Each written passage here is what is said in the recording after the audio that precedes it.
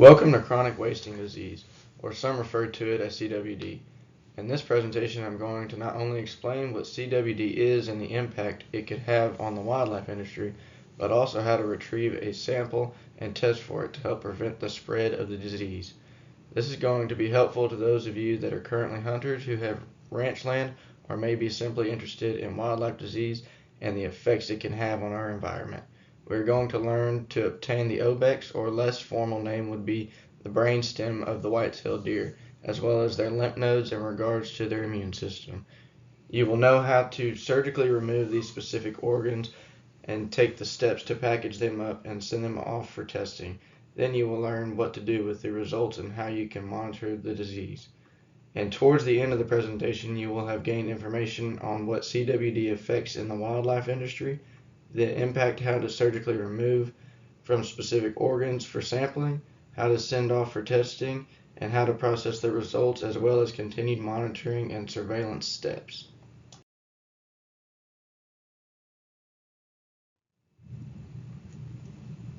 So let's talk a little bit about what chronic wasting disease is.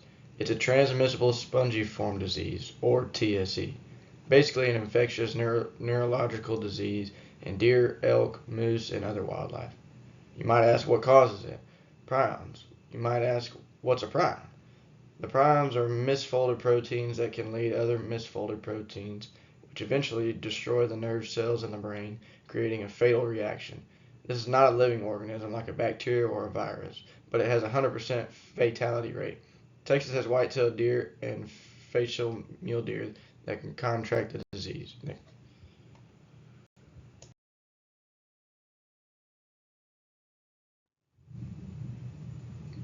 Here are some good facts to know. Processing or cooking the meat does not eliminate it. You should never consume meat that has CWD positive in the animal, and it can be resistant to alcohol, heat, light, and radiation. It holds close to the surfaces, mostly plastic or stainless steel, and even some soil. So be very careful about the following any myths.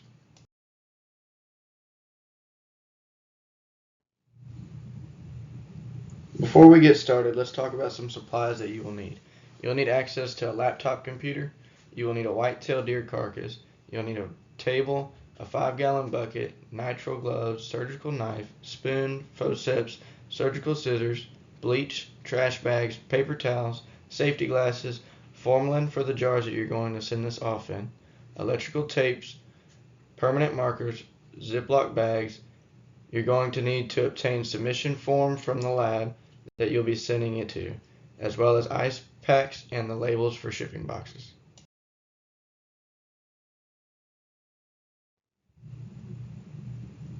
Now we're going to talk a little bit about the objectives for this topic and presentation. We discussed what CWD is. Now we're going to go over what does CWD impact. How is it transmitted? How can you identify it? And how to test for CWD? And what do you do with the results and how to report them?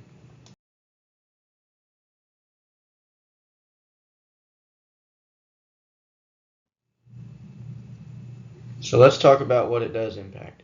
The impact is basically going to be the white-tailed deer, black-tailed deer, mule deer, moose, North American elk, red deer, and reindeer. Here in Texas, we're mostly concerned with white-tailed deer and mule deer in the western region. For the industry, it can affect the economy. It affects hunting, ranch management, and even some active deer breeding programs or deer breeding facilities. But it also affects real estate, which goes back to the economy. Some hunting is not going to want to purchase a piece of real estate that is a prime area that is susceptible to CWD.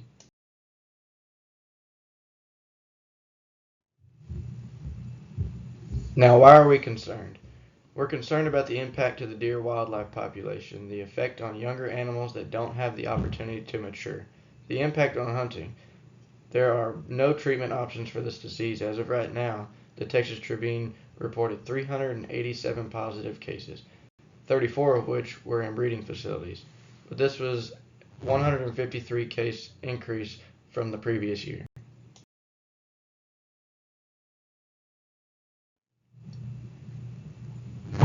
So how is this transmitted? Well, transmission of the disease is collected in the nervous system and the lymphatic tissues. It can be transmitted through saliva, blood, urine, feces, antler carcass, just the environment in general, and then animal to animal contact, it becomes more prevalent if it's not addressed. Here we have some of the different photos that can tell you exactly how it affects the brain: the spinal cord, tonsils, the spleen, lymph nodes, and the digestive tract. And then we also have a path of how the infection occurs, from fighting each other, touching, or being in the same environment. Once infected, there's an incubation period and then eventually death.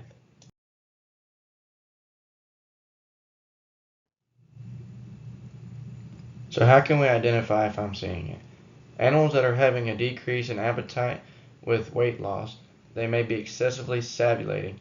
There may be behavioral changes, they may have exaggerated or weak posture, and death usually is what comes with that.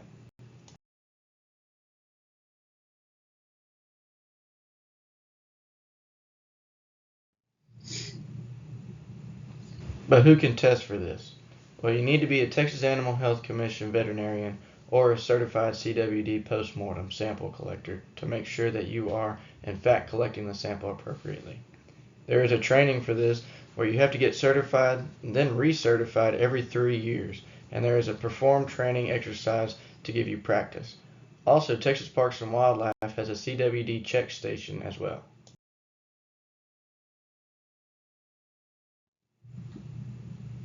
Here's what we're testing for, and how to test for CWD includes the retrieval of obex and lymph nodes and submission to the Texas Veterinarian Medical Diagnostic Lab.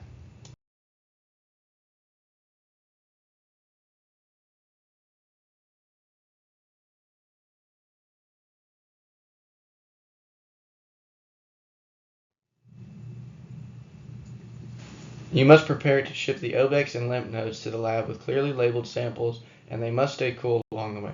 First, you will need to set up a sanitized table which can be cleaned with bleach to lay the carcass on top of for the collection. This will allow you to remove the head of your deer from the carcass.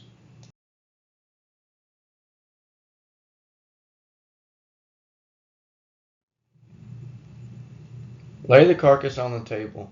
Feel for the voice box on the neck area, and at the angle of the neck is where you will cut through the windpipe down to the ears until you reach the spine. This requires removing the skull from the spine. Move the head up and down in a nodding motion to detach the head. This will allow you to work with just the head of the carcass instead of all around the entire body.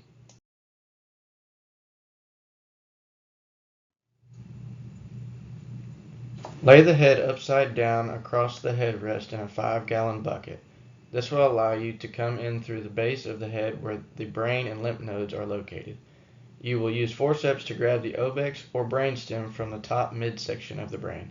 Next, you will use the surgical knife to gently remove the tissue from around the obex, loosening the area around it so it can detach. This will allow you to work easily and remove the organ identified.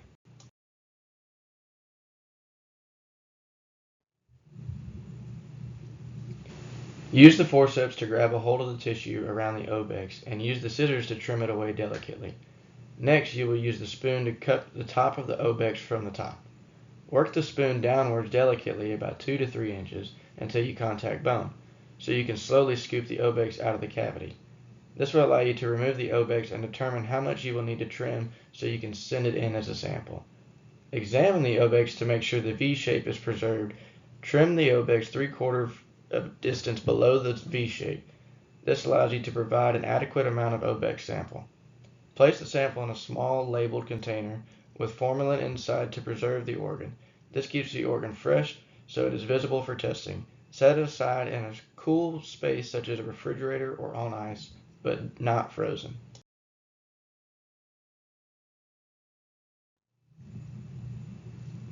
Locate the lymph node pockets, which are oval shaped, and that will be where the lymph nodes are in the carcass head. Insert the closed scissor tip at the base of the skull, just inside the jawbone. Then push away from you. This will tear the tissue which covers the node and expose the lymph node. Then grab the node with forceps and trim it out with the scissors. Place the sample in a small labeled container with formalin inside to preserve the organ, just like the obex. Set it aside in a cool space such as a refrigerator or on ice, but not frozen.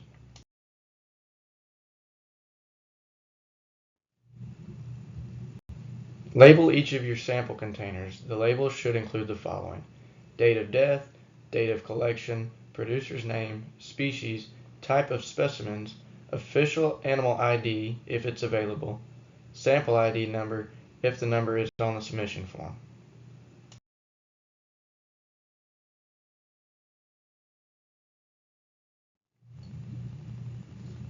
Prepare to ship Obex and lymph nodes to the Texas Veterinary and Medical Diagnostic Lab within 7 days of collection. Gather your shipping container and ice packs to keep the item cool during transportation, but not frozen. It is important for proper sampling to keep all fresh tissue samples in a cool environment until shipped. Then we will place sample containers in the shipping container with ice packs and ensure there is no room to fall over or shift by filling with crumble paper. We will also print and complete the submission form from the lab and place the submission form in a Ziploc bag to keep dry and place in the shipping container. Next, we will ship samples to the lab using FedEx or UPS for best tracking. Samples sent to the lab must have exempt animal specimen written on the outer package in letters at least 6 millimeters high. Lastly, make sure you maintain shipping receipts and tracking numbers.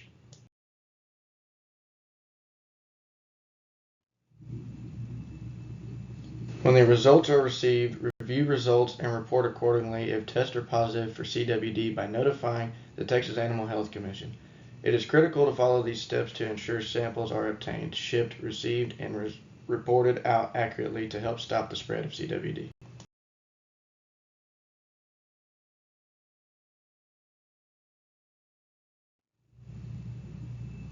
This process also requires a responsibility of monitoring the wildlife, ranch land, and any other areas that may have wildlife roaming where they could contact the disease.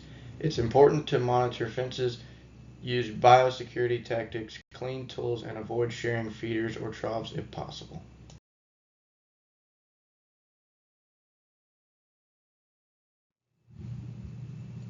Lastly, make sure you are spreading the knowledge, educate others, create awareness, focus on our responsibility, talk about testing, reporting, and always continue to monitor. If you are having difficulty when performing the surgical aspect of this sampling, you can re-review the process to ensure you do not remove a portion of an organ you are trying to extract and that it is removed in full. It is important to make sure you are gentle and delicate when removing the obex, and more importantly, that you get enough of the organ. If you do not get enough of the organ you are extracting, the lab will not be able to test it correctly.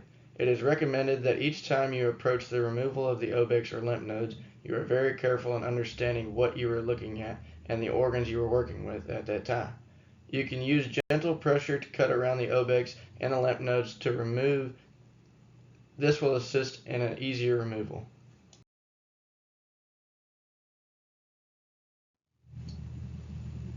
Congratulations, you have now learned what CWD is and how it affects the wildlife industry, among other economic factors.